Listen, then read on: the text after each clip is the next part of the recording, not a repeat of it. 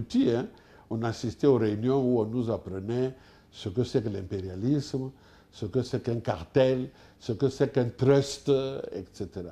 Mais c'était déjà important. On nous forgeait en quelque sorte la conscience. À côté de Pungui Ange-Édouard, il y a un autre monsieur qui a été déterminant dans le formatage, en quelque sorte, de la conscience des gens du lycée Savognin de Brazza, c'est Bazinga Aimé. C'est le fils du ministre Bazinga. Il m'arrive souvent de dire, c'est dommage, la vie ne récompense pas toujours le mérite. Ce monsieur-là aurait mérité plus, parce que c'est lui qui a formé beaucoup de jeunes lycéens que nous étions vivant à l'internat du lycée Savognin de Brazza. Malheureusement, il a arrêté ses études. Il est allé à la gendarmerie. Après, on a dissous la gendarmerie. Et puis, il s'est compromis dans le mouvement du 22 février. Et aujourd'hui, si on ne vous dit pas que ce monsieur-là avait joué un rôle important dans la formation des élèves au lycée Savognin de Brazza, vous ne le saurez pas. Je l'ai revu dernièrement, il était attaché parlementaire de la vénérale Botoka Emilienne. Donc, il vit encore. Je dis que ce sont ces deux-là, Pungui Ange-Édouard et Bazinga Aimé, qui ont exercé sur nous une forte influence à l'âge de 15 à 16 ans, parce que c'est eux qui nous ont amenés au premier mouvement de jeunesse. D'accord. Vous parlez de M22, on va y arriver. Vous parlez aussi de l'UJSC. On a compris votre rapprochement avec les mouvements de jeunesse, mais à tendance politique. Mais vous ne nous avez pas parlé... Politique et de gauche. Et de gauche, vous précisez. Mais vous ne nous avez pas parlé de l'UGEC, l'Union Générale des Élèves et Étudiants du Congo, lequel mouvement vous étiez président. À quel moment on situe Parce que l'UGEC? ça vient plus tard. Lorsque la révolution éclate en 1963, il y a plusieurs organisations de jeunesse. Il y a la jeunesse étudiante chrétienne ou catholique pour les uns. C'est une organisation de jeunesse donc proche des catholiques. Il y avait la JEP, jeunesse étudiante protestante. Et puis il y a l'ASCO. En réalité, la JMNR sera la fusion de tout cela. Parce que ceux qui pilotent le mouvement révolutionnaire ont été formatés par les pays de l'Est, fondamentalement.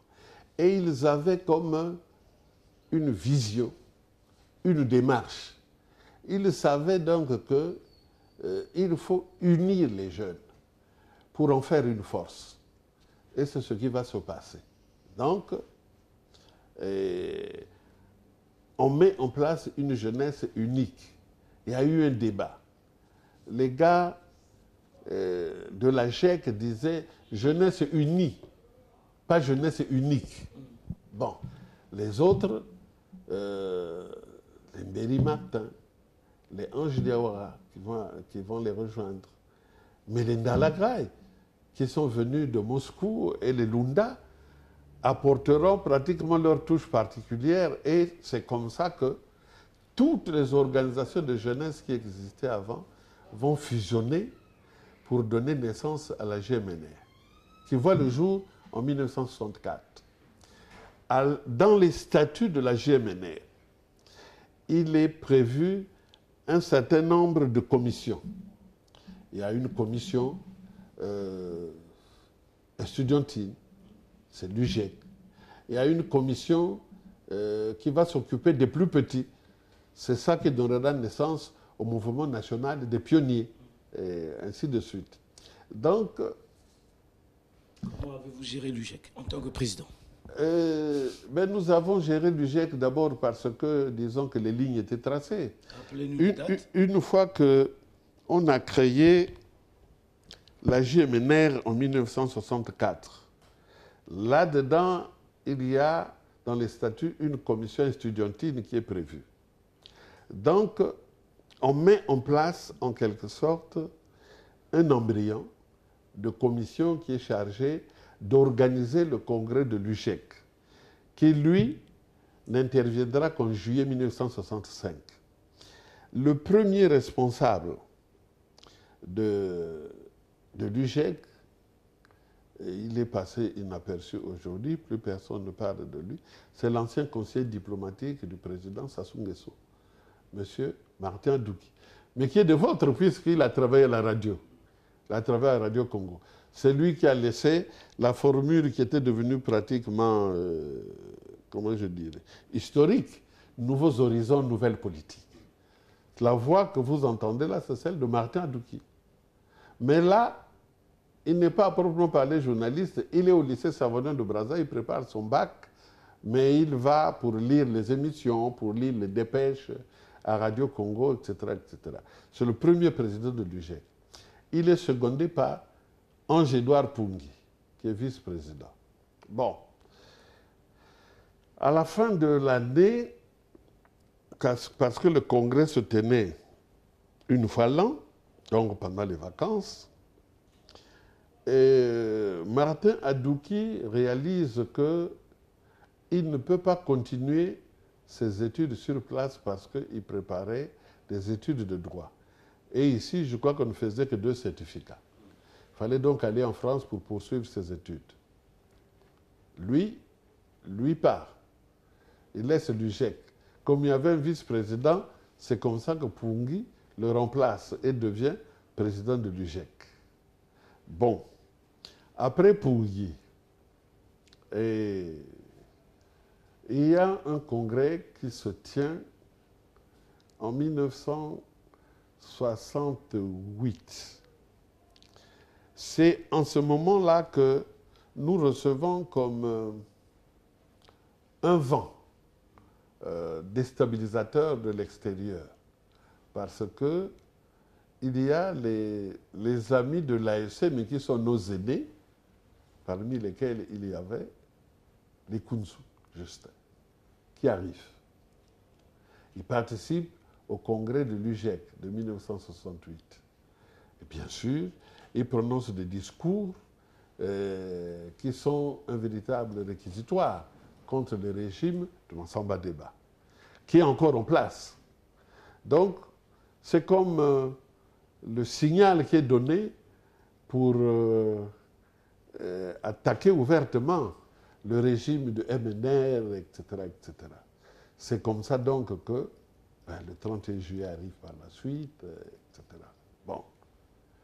Après le mouvement du 31 juillet... Et qu'est-ce qui s'est passé le 31 juillet? Le 31 juillet, comme j'ai dit, il y a une atmosphère pratiquement délétère dans le pays. Mais cette atmosphère est partie en réalité, on peut dire, depuis 2 ans. Parce qu'en 1966, il y a eu une tentative de renversement du régime de MNR. Mais peut-être qu'il n'avait pas été bien structuré parce que les gens ont profité de la rétrogradation du capitaine Marien Gouabi.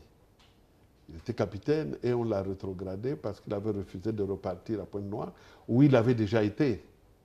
Et il a refusé d'y aller, comme il s'agissait d'une insubordination. On l'a rétrogradé, je crois, première classe, quelque chose comme ça. Bon.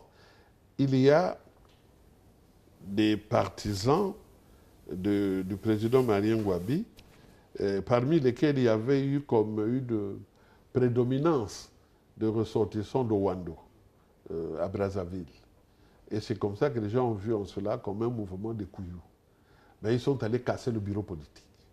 Bon, il y a eu, bien sûr, vous l'imaginez, pour l'époque, il y a eu des sanctions, il y a eu une action en retour du pouvoir qui était encore là, etc., etc. Enfin, quand tout ça se passe, Massamba Deba est absent. Il est allé assister à une réunion de l'OCAM à Madagascar. C'est Noumazalaï qui exerce pratiquement la plénitude des pouvoirs parce qu'il est premier secrétaire du MNR et il est premier ministre. Il a tout fait, il faut lui en savoir gré. Il a négocié avec les militaires pour que ceux-ci repartent dans les casernes. Et il a proposé de concert avec ceux qui dirigeaient le mouvement des militaires pour prendre en compte leurs revendications. C'est ainsi que, une fois qu'ils ont trouvé un modus vivendi, en ce moment-là, Noumazalaï peut donc dire au président Massamba Deba qu'il rentre, il n'y a plus de problème. Qu'est-ce que nous voyons? Nous qui étions des petits en réalité, nous voyons que Moutsaka, qui était commandant de l'armée, les militaires ne voulaient plus de lui, est écarté. Il est remplacé par Ebadep.